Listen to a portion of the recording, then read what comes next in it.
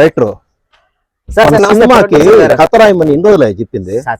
Sir ఏమనుకోబోకండి sir, ప్రశాంతంగా ఉండడం లేదు మైండ్. మీరేమో కథ రాయడానికి ఏసీ రూమ్ కూడా ఇగిపోతాయి.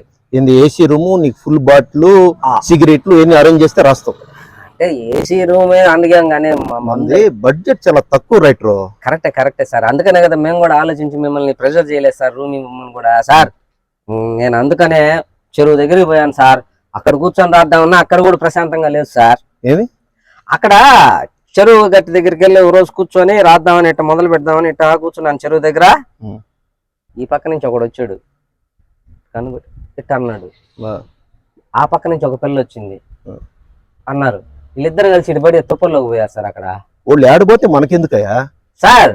ఇప్పుడు కాన్సన్ట్రేషన్ కుదరదు. వాళ్ళు ఏం చేస్తున్నారో ఏందో అర్థం కాక ఈ మైండ్ అంతా వాళ్ళ మీద ఉందా. ఇంకేంది స్టోరీ రాసేది? నేను చెరువు దగ్గర కూడా ప్రశాంతంగా లేదు సార్. సార్ ఎక్కడ కూర్చొని స్టోరీ రాయాలో ప్రశాంతంగా అర్థం కావటం లేదు సార్. నీకు ప్రశాంతంగా కూర్చొని స్టోరీ రాసే ప్లేస్ ఒకటి చెప్తా. అవునా? ఎక్కడ సార్ ప్రశాంతంగా ఉండే ప్లేస్?